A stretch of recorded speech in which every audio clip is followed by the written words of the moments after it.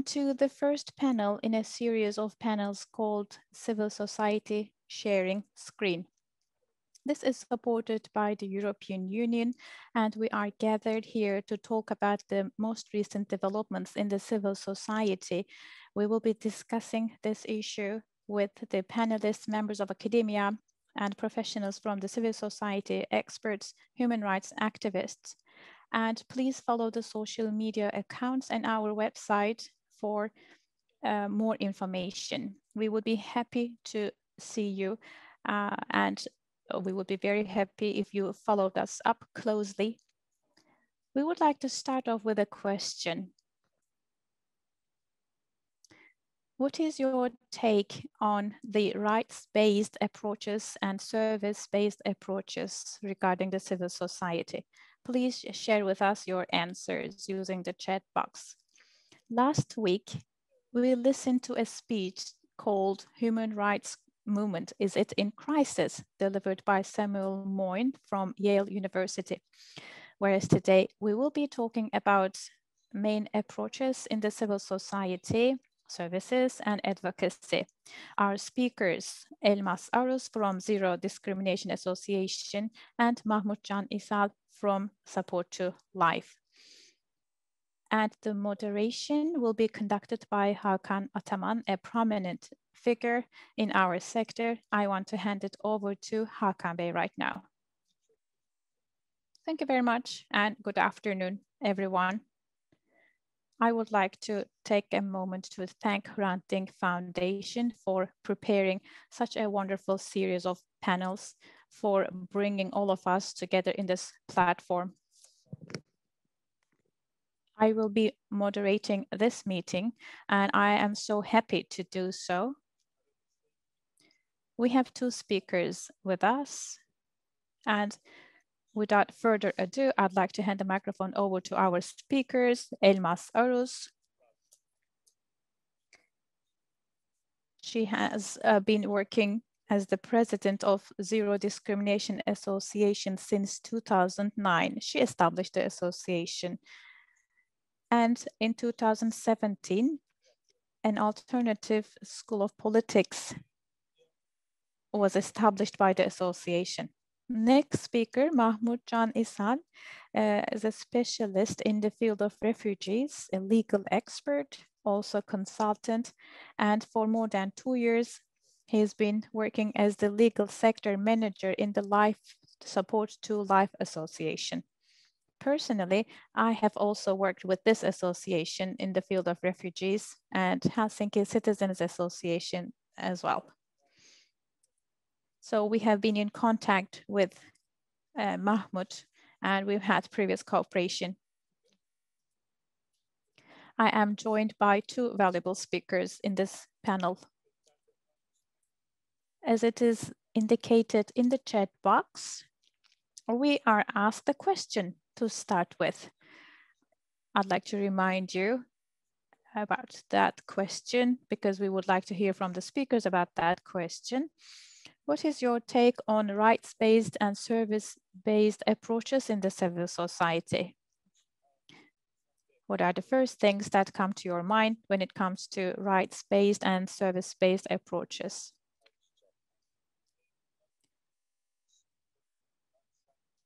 We will take a look at the historic development of civil society in Turkey, in the world, what kind of a distinction we can make between these two concepts. How can we clarify and describe these two concepts? And can the two concepts coexist in the civil society? We're looking forward to hearing answers for these two questions from our speakers. Should we expect any changes in this field in the civil society sector? And linked to this, we will be talking about advocacy and NGOs working in the field of services. We would like to talk about their policy-making processes. And when we're there, I'd like to step in and share with you my experience as well when we reach that moment. And in the last part of this panel,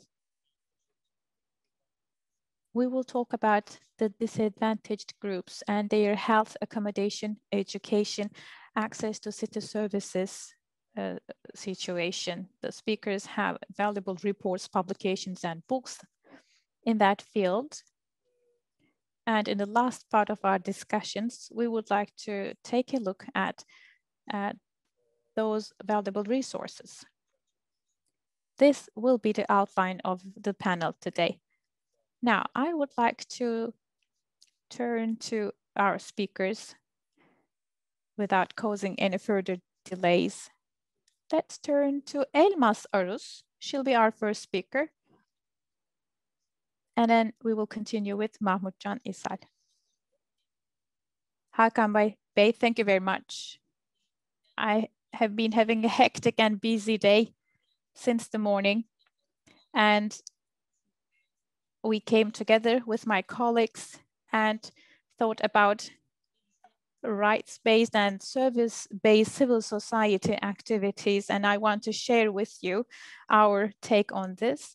In our association, Zero Discrimination Association, we ponder a lot on this. Actually, we have to do so. Since 2009, on behalf of our association, I should say, we concentrate on vulnerable groups and their access to rights, especially Roma people. We worked on advocacy, lobbying activities, and many other works that require policy changes, workshop organizations and meetings. We've been doing that. And in the past 2 years, actually in the past year only, since the outset of the pandemic, I should say, because we're working on a community-based level, we haven't been able to see the results in the field because things have changed significantly due to the pandemic. We're working with the vulnerable groups, Roma people, from the west to east, anywhere in Turkey. Most people lost their jobs due to the pandemic and they're having difficulty. The concept, the rights-based activities concept was already new and the pandemic made things even worse. What should we do in this process to improve the things, to empower those vulnerable groups and to meet their needs? What can be done about this? Well, we had quite a challenging strategy. We didn't have a services-based framework. We were trying to set it up with a rights-based approach with public outreach. This concerns fundamental nutrition needs, clothing, paying electricity bills, utility bills, supporting families in that regard. So this covers many aspects. We decided to do the following. Our solution was as follows. In order to support those people, we tried to turn a service-based approach to a rights-based approach, and we thought we must enter into cooperation with the right stakeholders like district governors' offices, municipalities, other NGOs, and other stakeholders. We decided to set up such a framework. For example, what those individuals are going to do if they lose their electricity service or natural gas service in their houses. They need to write a petition. Where should they apply? How about their transportation cost? They have to take a bus, they have to buy a meal for themselves for lunch. They may need health services, they may have to see a doctor, they may have a health problem. How are they going to cope with that? Will they be provided with necessary support? How about technical support? So we thought about all those aspects on the one hand. On the other hand, I should say we work in 34 locations. We have field teams in 34 locations. We have focal contact persons located in the relevant neighborhoods.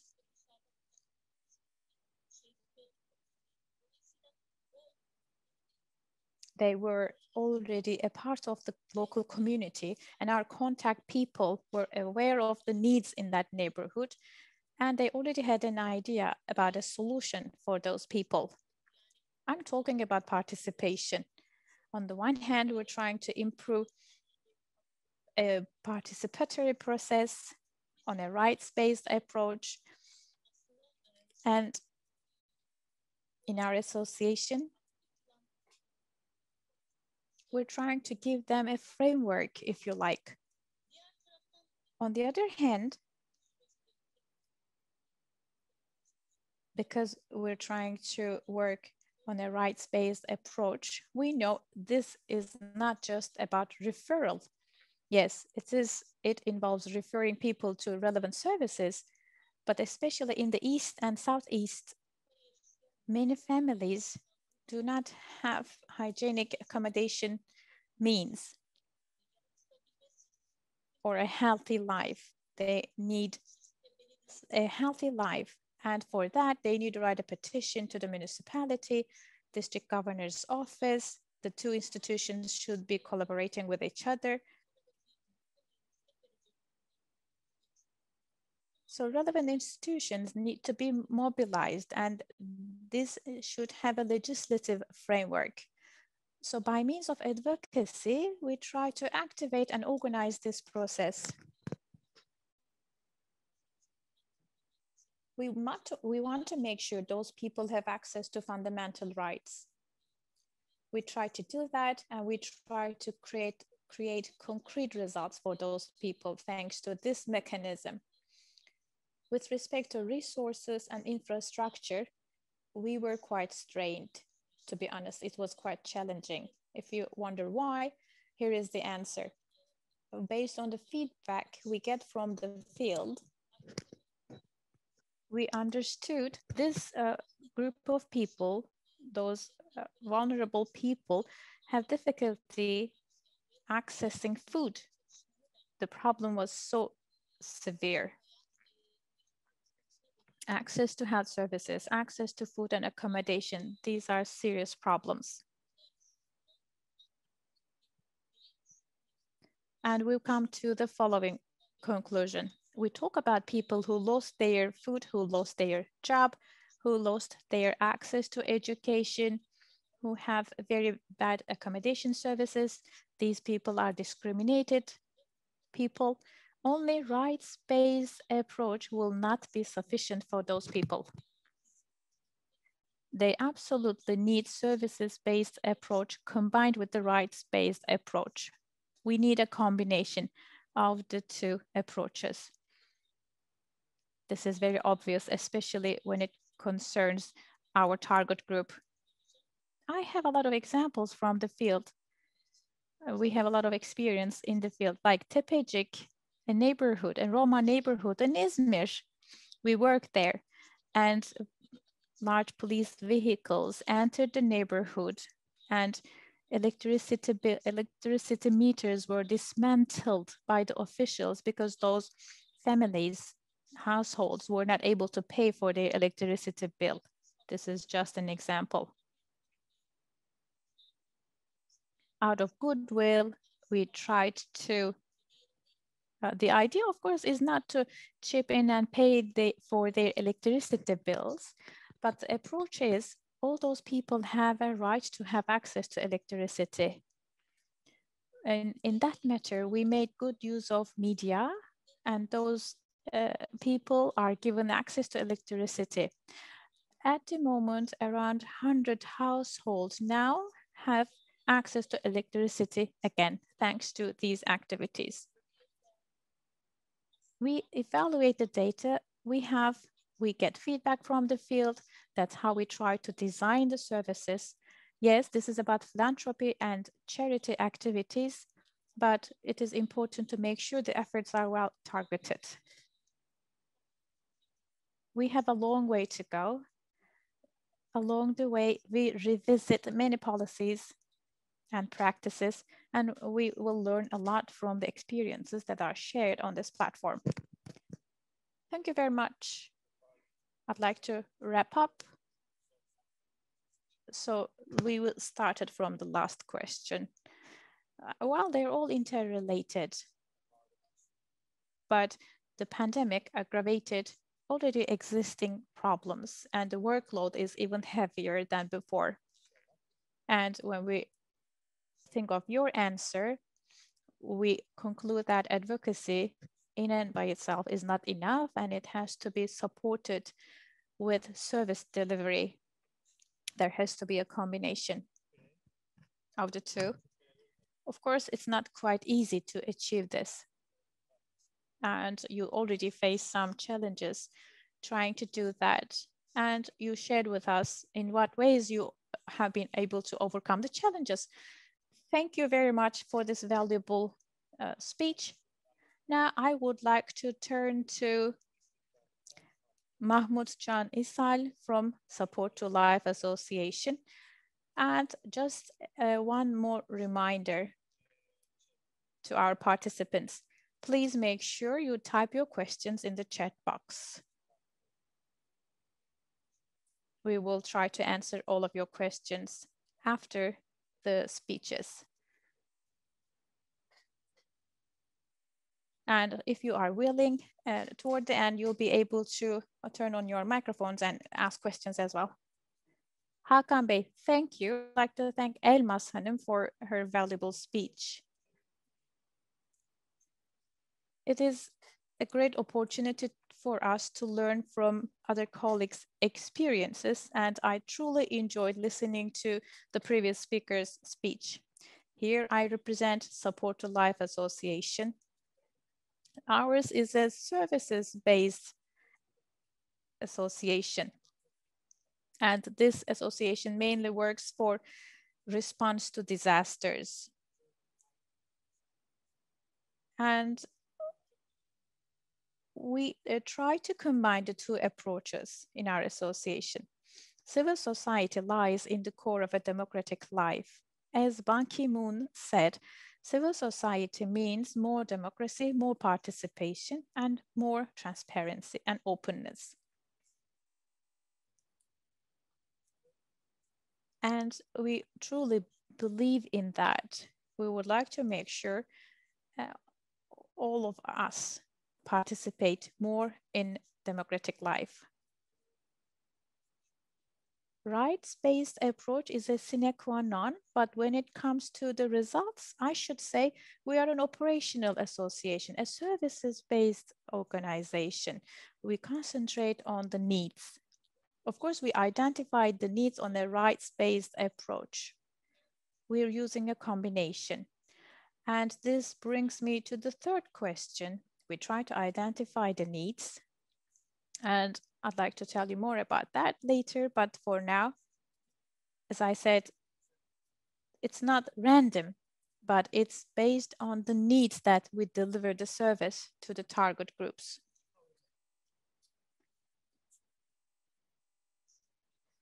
It is possible to combine rights and services-based approaches. I should say I can't consider civil society service where you make a total distinction or separation between the two approaches. On the contrary, there has to be a combination. The two concepts should coexist. At the moment, we work in 8 provinces. We also work in Zonguldak. So we cover 9 provinces. We organize events on special occasions in order to increase visibility.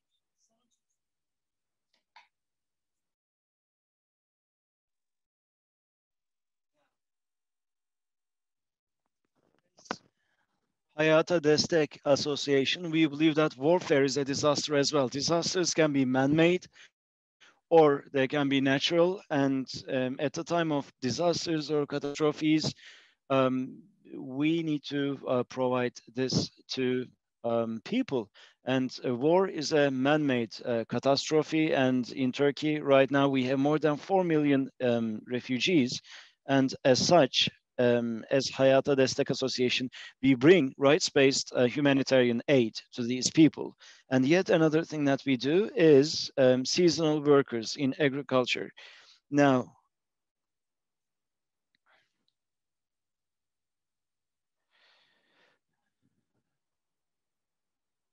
people have to live in tents, and people need to sort of move from one place to another.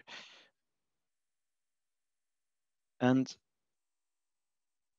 families have to go from one city to another. They start in Urfa, go to Adana, Malatya, and then back to Urfa. And most vulnerable groups here are mainly children, and we reach out to them.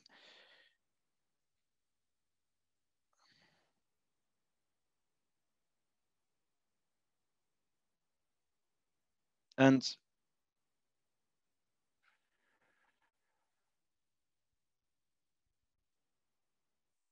rights-based humanitarian aid is something that is a principle for us.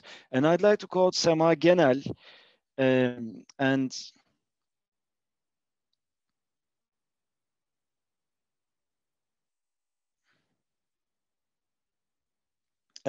dignity, human dignity, and humanitarian aid, how they should go hand in hand, and how we should perhaps marry the two. This is our motto as the um, association. And how do we do that? A dignified life. And how do we provide humanitarian aid that's in line with integrity? We do not compromise on our principles as Hayata Destek Association. What are our principles when we provide humanitarian aid? Independence, impartiality, being non-discriminatory, and accountability are all key. And this is something that makes us very proud as well, and something that we never compromise on. And and when we do that, humanitarian aid is rights based. So, what is the origin of these principles? And these are not things that we came up with as Hayata Destek Association. International Red Crescent and Red Cross, in cases of humanitarian aid, they have these guidelines that civil society organizations need to adhere to. They have a code of conduct, IFRC, for instance, for NGOs in disaster relief. And also they have these SAFIR standards that originated in 1997. And these are fundamental humanitarian aid standards. And we take these very seriously. And when we look at humanitarian aid, we see a rights-based approach, protection, which is an indispensable, inseparable part of all of this. And it's at the heart of all of these things. So in a way, um, I, as an employee, I also believe that humanitarian aid needs a protection component in it, psychological support, case management, and these are important parts of humanitarian aid. Humanitarian aid is not just providing hygiene kits to people, but it's about empowering people as well, and it's about, in a way, um, helping them stand on their 2 feet. So this is what this encompasses. And just like every NGO, we also, our raison d'etre is to actually make ourselves unnecessary or irrelevant. So having this rights-based approach is of paramount importance. And being community-based is also very important. Once we empower people, there should be no need for us to be there anymore. So rights-based approach is so important when you identify needs and bring aid to people. Thank you.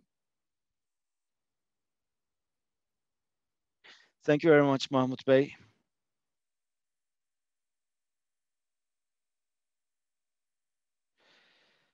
Now, advocacy and NGO policies. There are two starting points that we have heard about, and rights-based advocacy. Rights advocacy is one side to this coin, and you indicated that in humanitarian aid, it is so important to bring a rights advocacy. So these two actually are intertwined and they complement one another, rendering services and rights advocacy. Now, Elmas Hanım talked about being inclusive and participatory and pluralistic when services are rendered. Participation of the target audience is important, she said. And you talked about accountability and empowering people. And you also talked about not being discriminatory when services are rendered. And I think this is so important. And zero, for instance, zero discrimination is one of your mottos. So, as a civil society organization, this is something that you take very seriously.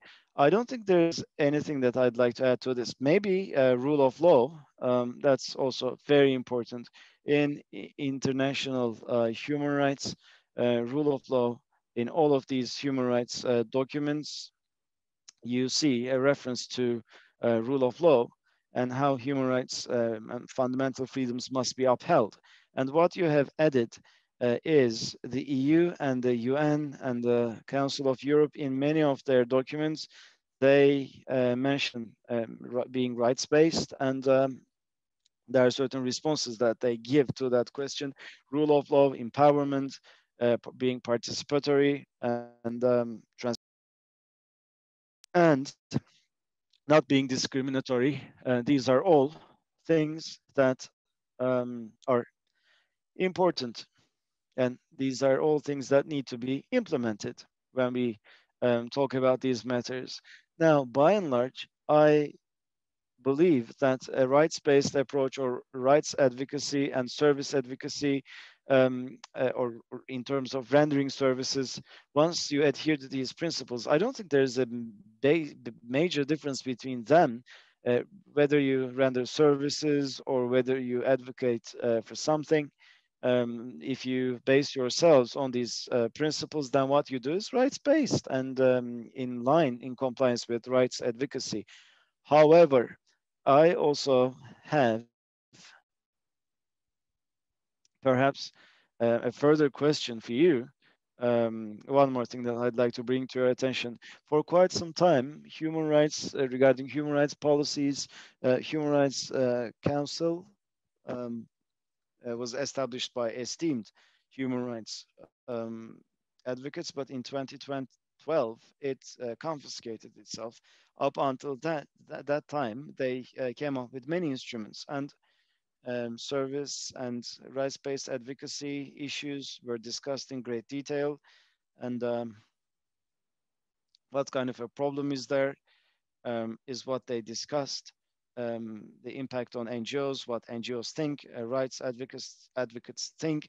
They have been they were actually engaged in a survey about that, and they talked about a particular moment. Now, once you start engaging in rights advocacy, you don't get the fruits of your efforts overnight. I mean, you reap the fruits of your efforts after decades have passed, or maybe sometimes centuries. You can't predict what the outcome will be in a couple of years. And let's think of the women's liberation movement. It's a pertinent topic right now. What with the discussions about Istanbul Convention and the overturning of Istanbul Convention in Turkey, but for hundreds of years, women struggled for their rights, and um, and they were met with harsh backlash. But still, this struggle for equality persists, and there is still backlash. Um, but when we talk about services like women's employment and so on and so forth, micro grants or other sorts of interventions, how to bolster women's entrepreneurship, um, in a matter of years, perhaps you can see the results of your efforts. But Human Rights Council brought attention to this. I mean, um, these how can we um, keep on working in the absence of quick returns, and how do you bring different stakeholders together? Sometimes there's tension between different stakeholders, and in the field of human rights advocacy, this is something that pisses people off. I mean, women were engaged in the struggle in Turkey for such a long time, but overnight the president pulled Turkey out of the Istanbul Convention, and that was that. So rather than rendering services, or even if you render services, when you focus on rights and rights only, things take time, and service should be rendered in a rights-based approach. And when you do that, things are seen much more easily. Elmas Hanım also talked about um, certain interesting things, and how they achieved certain positive results. The um, Hayata Destek Association, they also have some examples, most probably, analyzing needs and then directly targeting the beneficiaries, and making sure that these services are targeted to the beneficiaries. And if you do that, perhaps you uh, receive the results or see the results much more quickly. But when it comes to seasonal work in agriculture, for instance, things might be much trickier, perhaps. You might have to eradicate the reasons why people end up working in such precarious work. So, so perhaps we need to adopt this lens, and between rights advocacy and rendering services, and the link between the two, what are the challenges that you encounter, or what is it that you do to overcome the challenges that you encounter? Perhaps we can hear from you about these topics. Let us begin with Elmas Hanım again. Thank you so much once again. Now, actually, most of the time, we base ourselves on the field, on the needs of the people. We change our needs or methods of working. And last year, on the 8th of April, World Roma Day, we initiated a campaign to support the Roma, to facilitate their access to basic food items, and to compensate for their work of loss of income, and to cater to their needs. We initiated an awareness campaign at the time, and we asked people to tell us um, what they're going through, to shoot some videos and share them with us. And all of them actually shared videos from people in Urfa, musicians in Urfa, paper collectors in Istanbul, and we shared a video online to draw attention to the plight of the Roma. And the video that we shared, under the video, um, someone from the ministry um, wrote something defamatory, and this was shared for about 30,000 times, and people criticized that so harshly, and that person was taken, demoted. We didn't expect that to happen, but it was a direct outcome of what we did, albeit it was an albeit an unintended outcome. So access to basic food items, um, you know, how to reach out to people who do not have that basic access. We need a policy change, obviously, and even this very small campaign got people talking about that. And when it comes to agricultural work, we work with, Hayata Destek also works on this. At the same time, in Adana, 80,000 people were going to Konya, from Adana to Konya. So we wanted to depict what they went through On the way, we initiated some campaigns to draw attention to what they're going through. So this is what we have been doing. So it's important to strategize when and as things happen, because things change so fast. Things in the lives of people we work with change so fast, and you need to strategize accordingly. And sometimes um, it's it's a mother um, that you need to reach out to, and sometimes it's a mayor, and so on and so forth. So there isn't one single method, because there isn't one single problem. There are tens of different problems, and you need to be present in tons of different places, and you need to devise different methodologies to tackle these issues, and you need to think about that, and you need to keep an eye on things, and you need to be in touch with people on the ground. You should never ever forego these relations. You need to always forge these ties, because people at the time of the pandemic, people cannot visit their neighbors, but these people, by using their mobile phones, they were giving us news. And in these neighborhoods, you don't have social workers. I mean, we're talking about marginalized neighbors. The state, the government offers no help to them. Civil society organizations are not present there, and the civil society is not there at all. So through these people, only through these people, can we strategize and decide what needs to be done. And we still continue with this method in 34 different fields. We have 34 contact people, and we're definitely in touch with these people. And and um, that's how we strategize. It's imperative that we hear from the people on the ground. This is what we base our advocacy work on. And also, one more thing that's really important, we talked about the importance of transparency and accountability and so on and so forth. And inclusiveness is equally as important when we talk about rights-based approach, especially when it comes to vulnerable people, vulnerable individuals. For instance, let's just say the municipality or the district governor's office has certain conditions. One of those conditions is to not have a house uh, to your name. A Roman family, Roma family, they own a scrap of a car, and they can't get that benefit. Or they have a house, but they don't even have the title deed for that house. But and still they're denied aid. So we receive all of these complaints, and that's why it's so important to strategize, and it's so important to continue this advocacy on the ground.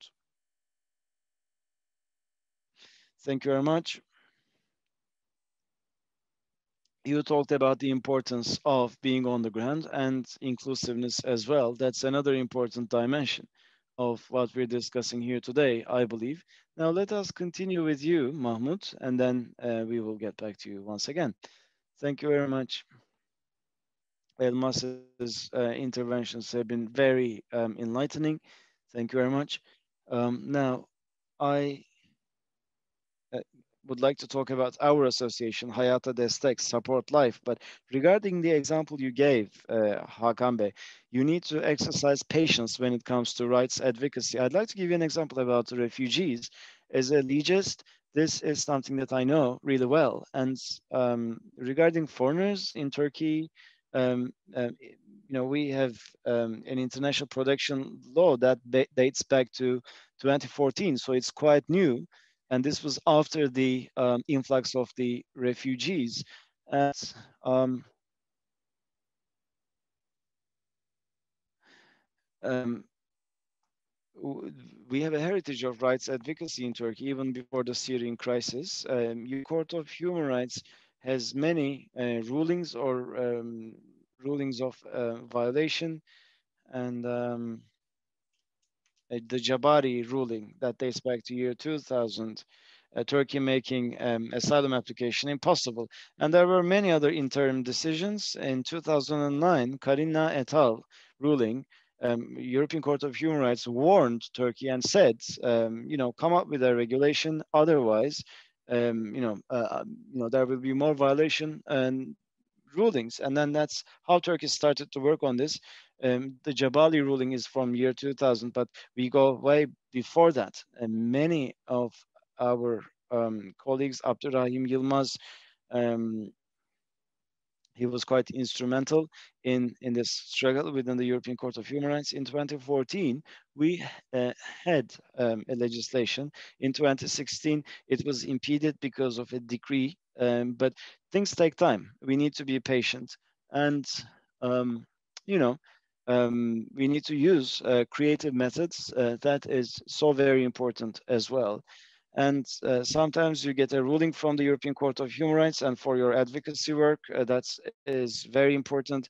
And then sometimes from the ombudsmanship, you get a recommendation, and that changes many things. Another example from the ombudsman, I listened to this at a panel regarding access to education, a refugee child in Ankara, in the capital. 200 complaints were received by a non-governmental organization, and it was sent to the ombudsman's office. And the ombudsman visited the school. The chief ombudsman, who is a lawyer, visited the school and enabled access to education for that, for those children. But there were 200 applications to that effect. And that's why it's so important to employ different methods. And in advocacy, this is key. This is like a general perspective that I wanted to share with you. Making use of creative methods, that's something that we should always bear in mind. And policymaking, when it comes to policymaking, of course, as Hayata Destek Association, when we set our policies, we look at needs. We adopt a needs-based approach. It's not like we devise our policies and then knock on the doors of refugees or other disadvantaged groups. What we do is we assess their needs. We look at the disaster, the overarching needs. We try to ascertain that first, and based on that, do we strategize long term. And when it comes to advocacy, as Hayata Destek Association, what do we do, and what is it that we do, or what are the difficulties we encounter? Let me tell you about that now. Now, we try to liaise with the media as much as possible, alternative media or mainstream media, and we try to reach out to both outlets, and we inform them about refugees, what they're going through, and we make sure that they feature correct information in their news stories. We try to share with everyone um, um, what we know. And in terms of creating content, we try to support many different organizations. And we also have specialists. Our director, Sema Gener, for 20 years, she has been working in this area in many different echelons. Our managers, our social workers, our psychologists are working, and our lawyers are working and supporting us. And um, we also benefit from their expertise as much as possible, and we create reports as well. And apart from that, our communication team frequently has asked prepared the questions is something that content we do regarding about the refugees, for things instance. that And we we thought were explain not some that way. misconceptions. I And mean, this is actually, a we content to have worked with correct the Hrant Dink wrong perceptions. Foundation Some on this groups, previously. like refugees, are subjected to hate speech in the media, and this is based on bogus news, fake news. For example, a fake credit card produced by some people, and more than one bank's logo is printed on that credit card. And they use Photoshop app to claim It is funded by the taxpayers in Turkey, and our communication team is trying to counter such fake content. We run our own social media campaigns as well concerning the refugees and child labor in seasonal labor. We have a campaign, a very old campaign, and the campaign is called "It's Not Just Like a Child's Game." This is the name of the campaign that has been running for quite a long time. We have been able to reach out to so many people in the community, in the civil society. We work with valuable experts in the field of child protection. The content is valuable there. This is a very important campaign. Other than that, we have capacity building activities. Under that title, we're trying to empower the local teams. Civil society organizations at local level, public institutions at local level, for example, Istanbul Metropolitan Municipality or Migration Management General Directorates, local offices, provincial offices of the Ministry of Family, bar associations.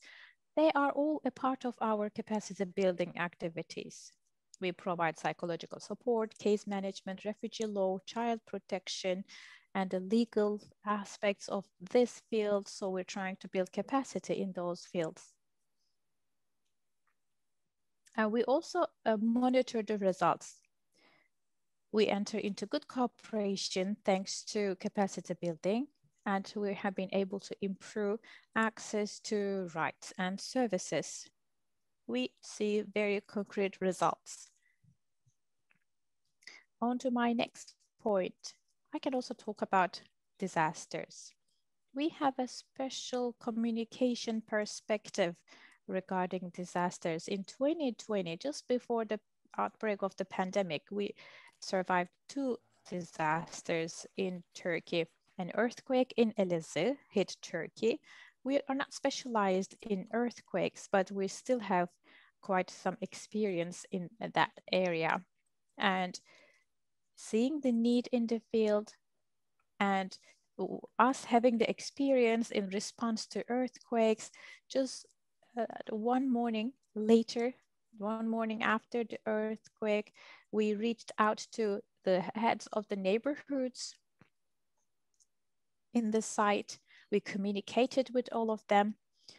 We followed our communication procedure to respond to the disaster in the field.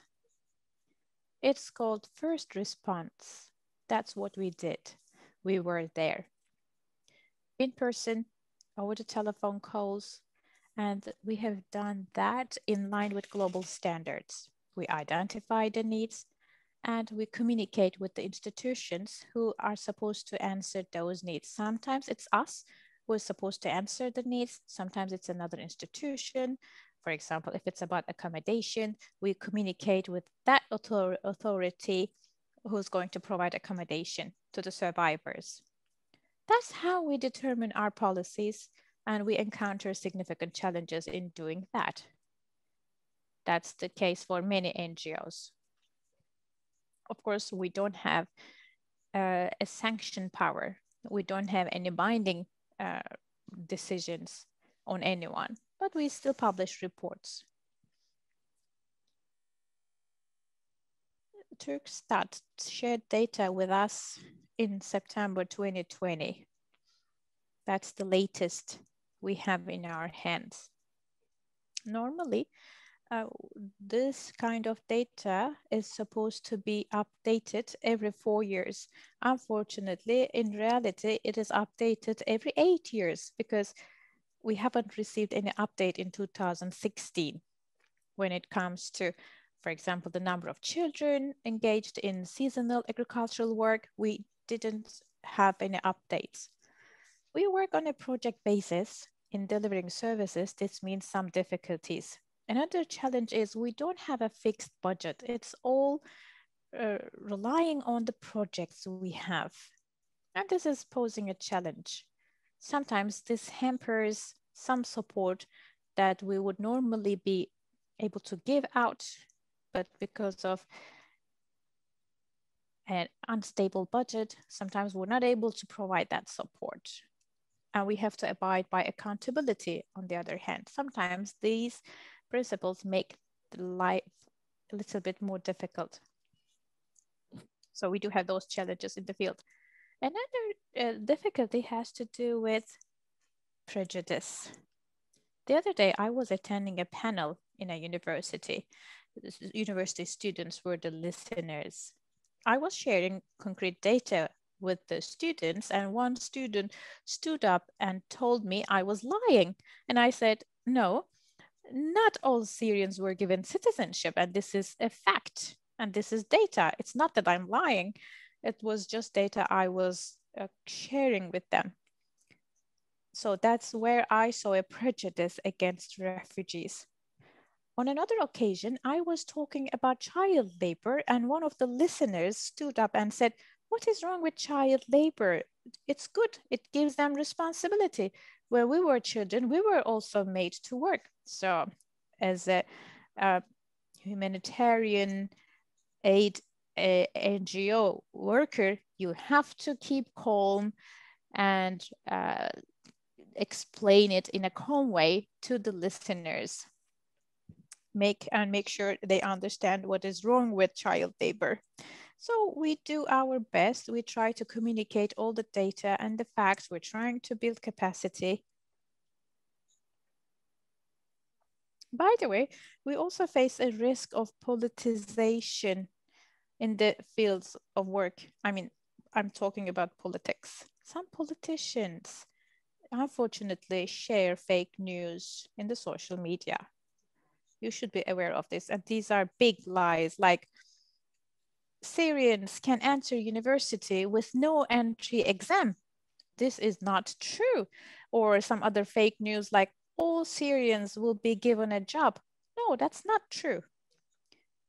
And I would like to thank Ebru Hanım because she shared our campaign in the chat box. Please check that out too.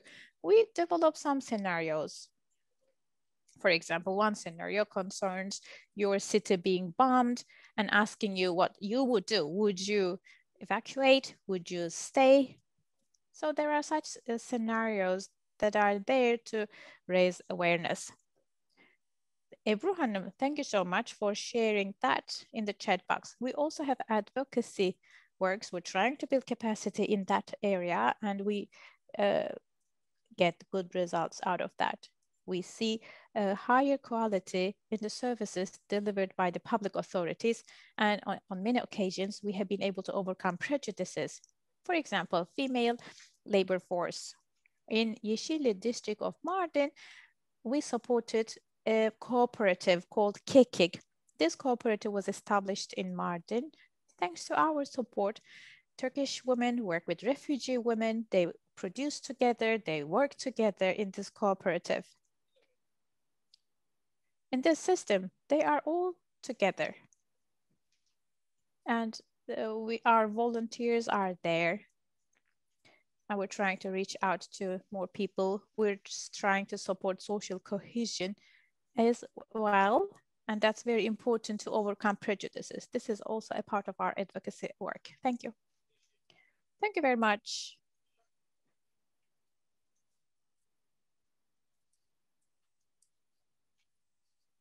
You have shared with us the challenges you have encountered. And you touched upon two questions that we asked. Under normal circumstances, rights advocacy work is being done in a broader field. In a modern world, it's the state who may be doing the violation. So it is top to bottom, and that's in that direction that you get the reaction. And we see it's broader, and non-state actors are in play in hate speech in hate crimes, in discrimination. Sometimes citizen to citizen problems emerge, unfortunately, like child labor, child rights violations. Of course, child labor is banned by international conventions. Discrimination is banned by our constitution, by international conventions, but we still see that happening, unfortunately. And everyone is aware of this, the public institutions, and the layman on the street, everyone is aware of that these days.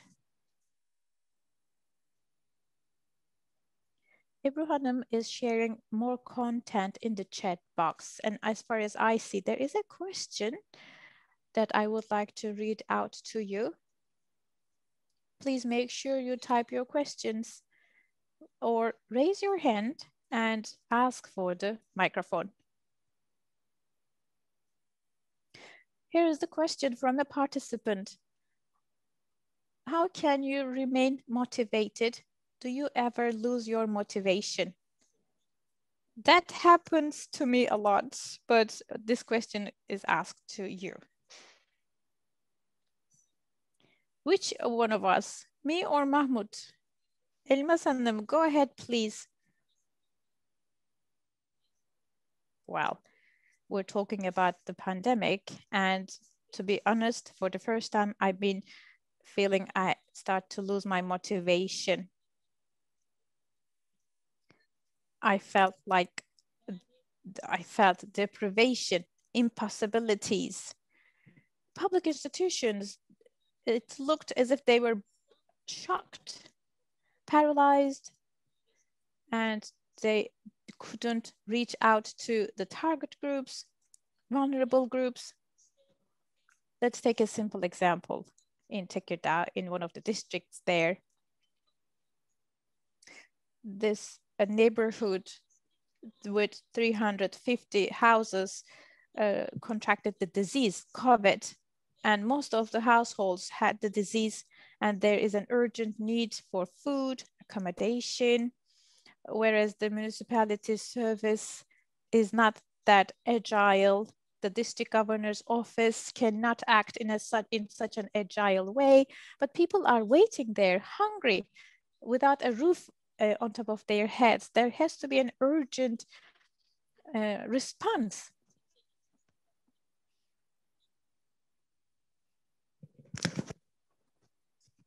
In Tekirdağ, there are local organizations. We have close cooperation with them, and this was an advantage of ours. Especially access to basic food was a big problem. And when that happened, we felt we were losing our motivation, to be honest. It was not easy. We talk about social discrimination, and it was a stark example of that kind of a discrimination. Such people, they're vulnerable, they're poor, severe poverty, serious problems regarding access to food, and women and children are subjected to domestic violence. And we try to make sure each and every application that they made to us received an answer. But this is not sustainable. Given the limited resources we have, it's not sustainable. In the midst of that, we had to take a decision. We set up a solidarity network for the Roma people. We set it up in that spirit. That was helpful to provide clothing for those people, food for those people, or repair works for those people if they had a leaky roof. That provided a motivation, but that was not a sustainable way because we talk about the big poverty problem. At the moment, as much as possible, given our limited resources, we do our best to intervene in as many places as possible, but it's not sustainable. some children dropped out of school. They have to have access to education. Women are subject to violence. They have to be protected against violence. And cleaning services, hygienic services, they have to be ensured on a sustainable basis. Otherwise, the vulnerability will eventually turn into anger, and people will eventually give up, I'm afraid, but we don't want that to happen. Sometimes we do feel hopeless. That happened to us. It's not just us. Our sister and brother organizations also sometimes feel hopeless, and sometimes they lose their motivation as well. Thank you. Thank you. Mahmoud Bey, how about you? Thank you very much. I agree with my colleague. Well, sometimes we do feel exasperated, but yes, we do feel hopeless sometimes, because it's as if you keep on banging into the same wall again and again. The problem remains to be the same. The solution is a simple one, but you can't do it. It's as if the teacher is asking you, what is 2 by 2? You know the answer is 4, but you just cannot say it. You just keep on banging on, hitting and crashing into the same wall again and again. So how do I keep my motivation high? Well, I work for disadvantaged people, and I live in Istanbul, and there are 1 million refugees in Istanbul. Istanbul, such a big city. And 1 million people somehow survived. They fled war in their country. They decided to come to Istanbul, the most difficult city in Turkey to live in, and they survived. They're resilient. They're powerful people. And you have to keep it in mind. These people are powerful people. And we are trying to support those people so they have access to their rights. We're trying to act as a bridge between those rights and those people. At the moment, they are vulnerable, but we don't pity them. On the contrary, we respect them and we see their strengths. We're trying to help them strengthen their powerful sides. When we encounter such cases in our association, what we do is we highlight the strengths of those individuals. That gives them a motivation, hope, strength, and that helps a lot with communication. If you were in the shoes of those refugees, would you like to be pitied? Of course not. On the contrary, refugees want to have a different communication with you. And this is a great motivation for me, because you have great people to work with. Those people are having difficulty, but they are very powerful, and it's a great pleasure to support them. Maybe they have a certain disadvantage at the moment, and I'm trying to help them because I'm not suffering from that disadvantage. I am a white Sunni heterosexual male in Turkey, and I am enjoying a luxury in Turkey. That's what I'm trying to say. And of course, I should be helping those people out who may not be able to enjoy these privileges. So I have that motivation. Thank you very much.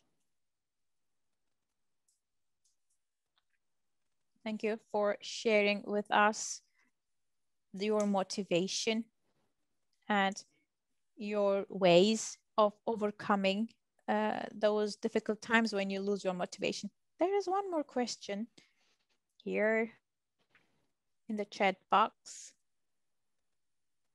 When it concerns rights-based work and accountability, what are the challenges encountered concerning the structuring of the civil society?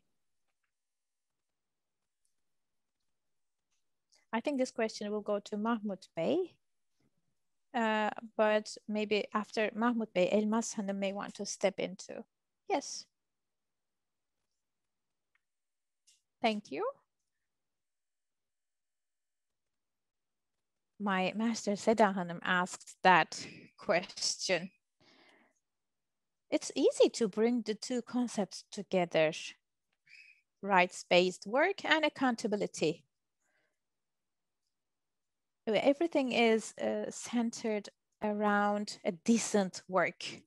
Of course, it is possible to provide the element of accountability in everything we do, because whatever we do, the reasons are clear, the expected results are clear, and of course we can be accountable before the eyes of the public opinion, ombudsman people, or fund providers.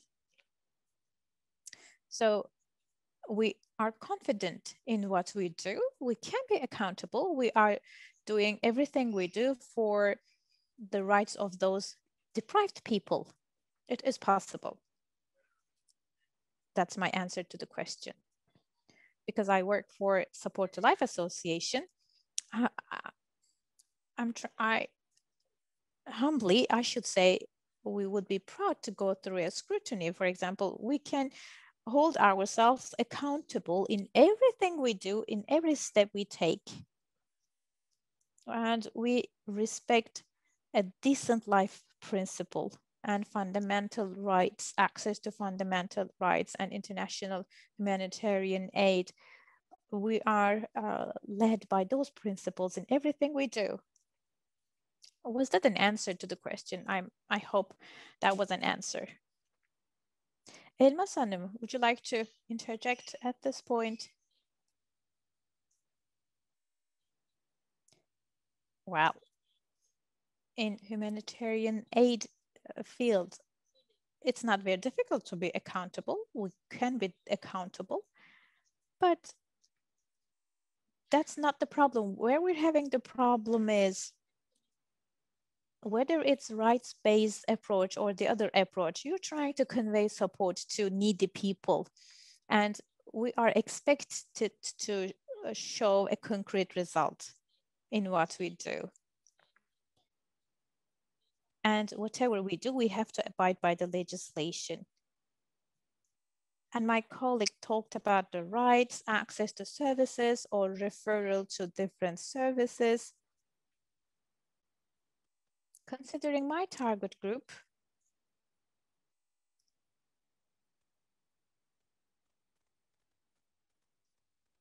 sometimes when you refer the applicants to other departments, it could be misunderstood. The applicant may think we're being neglectful or we're not caring enough, but actually that's not the case, because we talk about aid, humanitarian aid.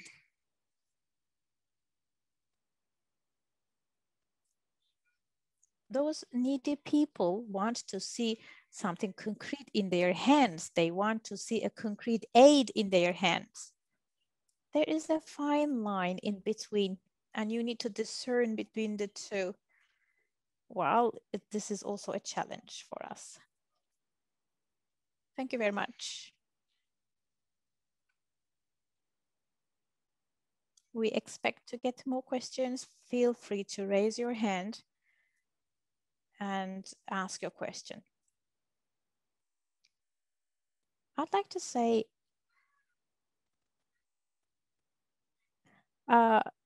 thinking of a conference I was attending the other day, I would like to ask you a question about rights advocacy, service delivery, and the connection in between. Here's my question. In the economic and social rights field, how do you see the situation? You are engaged in a struggle here for these people. And your personal rights sometimes may be merging with economic and social rights. Do you see such a merger? And how do you see that situation? And quite linked with that, my other question is the following. You shared with us the challenges you encounter.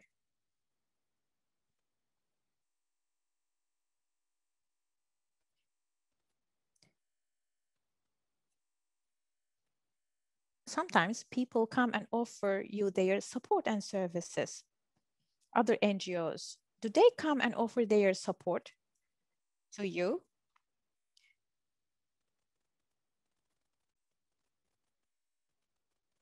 How about government agencies? Do they come to you and say they want to be of help to you? Other organizations, other departments, are they supportive?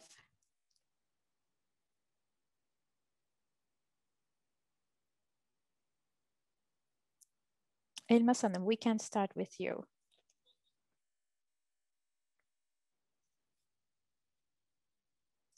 Let me start with the second question.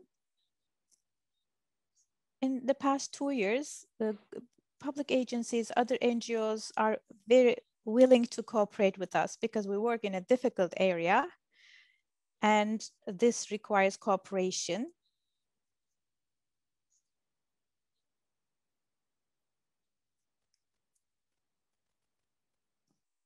And they are all trying to develop a strategy.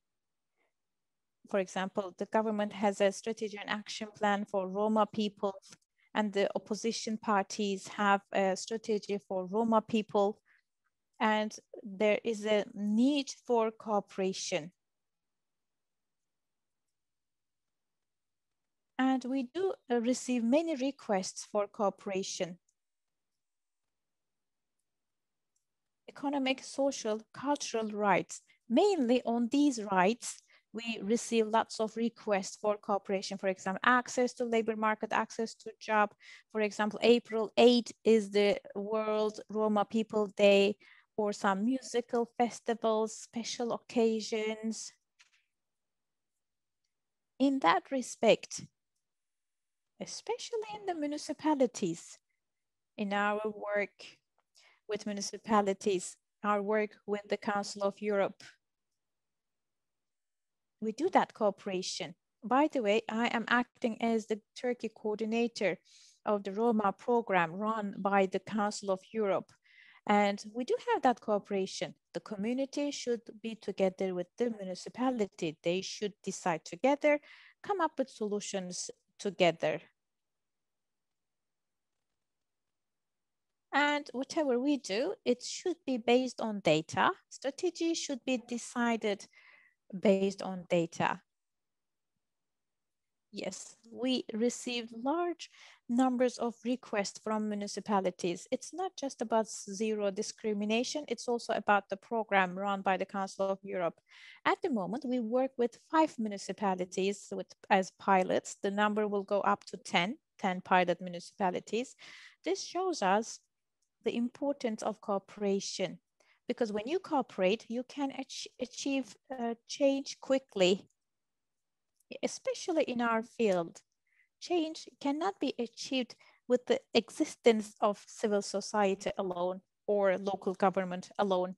There should be cooperation at local level. That's how we can make change, and it should be shaped by the needs of the society. In Zero Discrimination Association, in the past 2 years, we concentrate on economy, access to labor market, and fighting against poverty. Because as we speak now, these are the most serious problems, especially 90% of our target group are severely poor. We have to break that cycle. Otherwise, we can't talk about access to education, access to accommodation, or fighting against discrimination.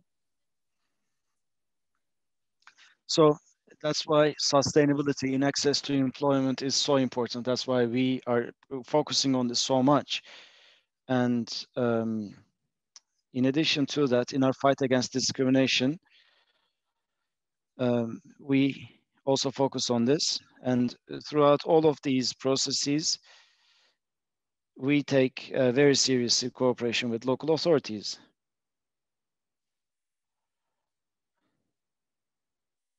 Thank you. Like Elmas has said, I would like to talk about cooperation. We cooperate with many different stakeholders in many different areas. And just to give you an example, we take very seriously our work in Viranşehir, and we have this committee that fights against child labor. We work together with the direct governor's office or the district governor's office. And in Şanlıurfa as well, we established a community center with the municipality. We brought our expertise, and the municipality mobilized their resources, and this community center was opened as a result. And like I said previously, we also offer trainings. And with the Bar Association of Mardin, we completed a 3-month training course, law on refugees, psychological counseling, women's human rights, and so on and so forth. And also we cooperate with other NGOs, and we cooperate with Stop Femicides platform, and I will talk about that soon as well. We have a call center, and some of these cooperations are initiatives where we knock on the doors of other NGOs, or sometimes it's the other way around. Of course, we always adhere to our principles. We had a joint project with Hrant Foundation. Ekin was the contact person for that project from the Hrant Foundation. So we, as Hayata Destek Foundation, have been a part of such projects. We train municipalities, and also what we do is social work centers. We supervise them, and so on and so forth. Coming back to your next question, is it economic and social? Our support, and actually there's a duality in this. And as Hayata Destek Association, we offer economic and social support. We try to empower people. And on the other hand, what we also do is we offer case management, psychological counseling, and legal counseling, and protection services as well. And as such, we support people. And if a Syrian refugee comes to Turkey without any documents, identification, we also support them so that they can solve their problems. And also in terms of access to public aid and humanitarian aid, we also offer them help. And with people who have the risk of being extradited and who should not be extradited, we also offer them help. So these are this is the range of our activities, and it's quite a wide range, as you would appreciate.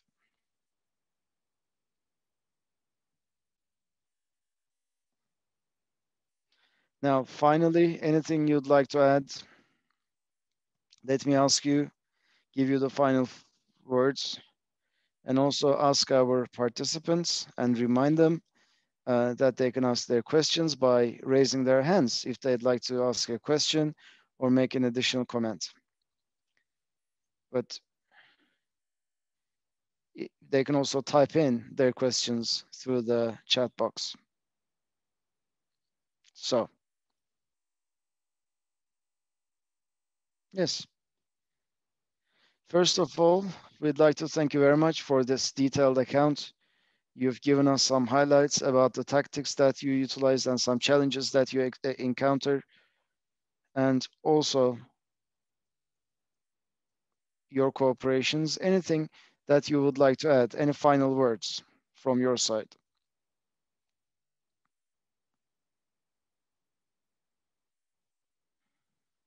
Anything that you want to add?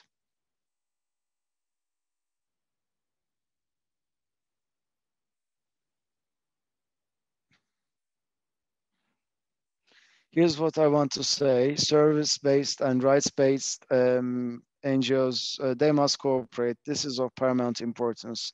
Perhaps we should compound this cooperation, find means and ways to further strengthen this cooperation. Maybe devise new strategies, because on the one hand, rights-based, organizations that work in a rights-based and service-based approach should obviously preserve their turfs, but we should definitely strengthen cooperation. That's very important. Thank you. Likewise, I would like to thank Elmas and you and Hunting Foundation. Um, one of the Yes, we've talked about negative impacts of the pandemic, but there are some advantages, some novelties as well that it introduced into our lives. And as Hayata Destek Foundation, we are now in a process of digitalization.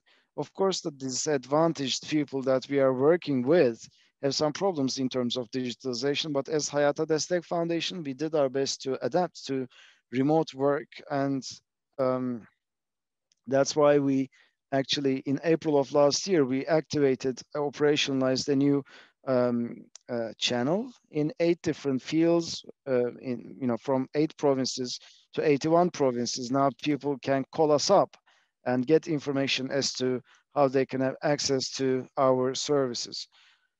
So um, now we are present, very much present in 81 provinces, and we have this website that we published in Turkish, Kurdish, Arabic, and Persian. Very soon will become available. Right now, Turkish, Kurdish, and Arabic are already available, and also we have a website. In the past, we would present this content in physical form to our beneficiaries. But now, in a visual and digital manner, everything is available online: videos, voice recordings, brochures, all these different texts. hayatadestek.online.com, available in Arabic and Turkish and Kurdish. And hopefully, we will increase the number of our languages soon. And, you know, we used to travel a lot, and all across the world, I'm sure it's the same. UNHCR specialist Jeb Prispit on social media voiced his concerns. As social specialists, we used to travel a lot by plane, and I personally, um, I would spend 85 days a year flying from one point to another, and our carbon footprint was reduced after the pandemic hit. So in a way, a new world is emerging, a greener way of working is emerging thanks to digitalization. And also, our clients are still being supported. On the field, we still have people who are working really hard, and they continue to support our clients, but things are getting more and more digitalized for us and for our beneficiaries as well. We are doing our best to transform ourselves so that our services remain available to all. So basically, this is what I wanted to say as my final words. Thank you. Thank you very much. I'd like to thank you very much for this event, for this talk. Um, there are so many participants. We'd like to thank them once again for their participation. One last thing, Hakan Bey, just to make an addition to Seda Hanım's question. Seda Hanım saying that, she said, that's not what I mean.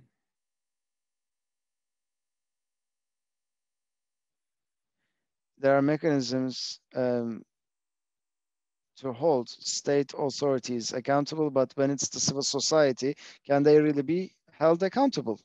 Now I understand the question better. Thank you. Yes, obviously we care about accountability, and And the services that we provide are of paramount importance. And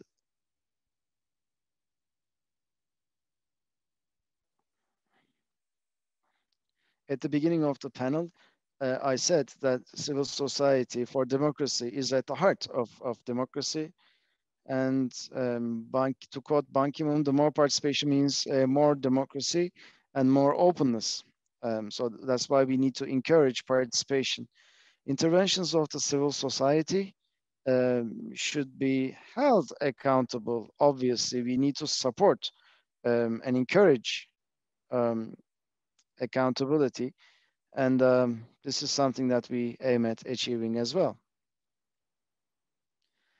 Now, maybe we are going to receive some questions later on, but let me also share an example or an experience that I experienced firsthand. As you know, in '89, the Berlin Wall came down, and the Eastern Bloc, the Socialist Bloc, dissolved. And after that, right after that, these countries that dissolved, in these countries, certain negative pictures took place. International Mentally Disabled Association at the time, regarding human rights violations. Um, they, in Bulgaria, they went to a psychiatric hospital, and there were awful pictures that were reported by them. Dragaš Voivoda Psychiatric Hospital in Bulgaria, and Amnesty International and many other international rights-based organizations and human rights organizations took um, took took the charge and called on the Bulgarian government and held them accountable, because the pictures were truly awful. It was like an internment camp, this psychiatric hospital. People were stark naked, drinking water off the ground. Awful, awful pictures indeed. And the government, quite interestingly, said the following. They said that they did not have the means, financial means, to build a better hospital. So the authority that needs to render this service is the government. The main responsible party here is the state. They are liable.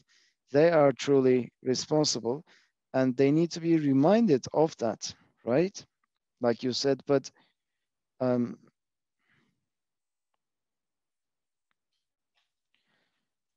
we see the same approach when we look at countries ridden with poverty, but we should not legitimize this reaction. The main liable party needs to assume responsibility. And if it's the government, it's the government. If they're not even if they're not instigators of rights violations, they need to work to prevent such rights violations, because governments um, are very much capable of finding financing as well when it comes to these issues.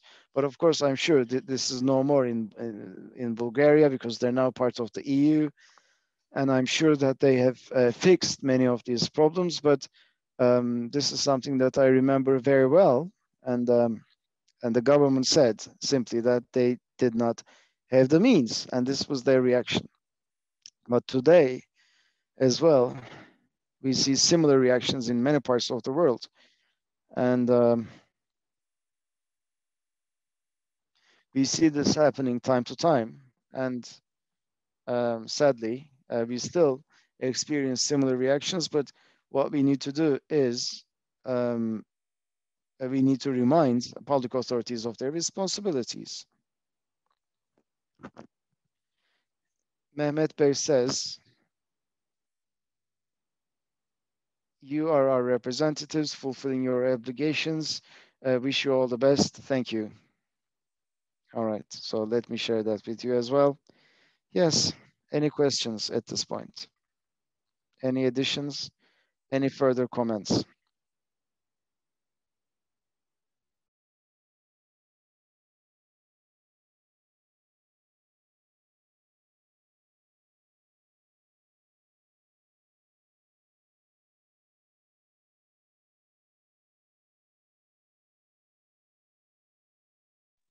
Yes, let me see. I don't think there are any further questions. So then let us adjourn our session.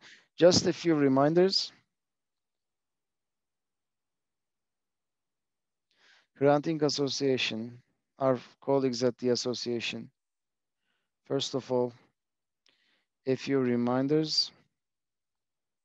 First of all, let me thank you all for your participation as we part this meeting today. Also, can you please write the top three things that will stay with you as you leave this conference? Granting Association has created an assessment form to help them with their future events, and the link has been sent to you all in the chat box. So please fill out this form and share that with us. One last thing, the next event will focus on maneuvering for civil society roles, responsibilities, and borders. So on the 7th of April at 6 p.m., this will be discussed. And the association, the foundation, is now sending you the links for registry if you'd like to join the session on the 7th of April. So I thank you all for your participation. Once again, let's thank our participants and to you all and to the Hrant Dink Foundation for bringing us together, for making this event possible. Thank you and goodbye.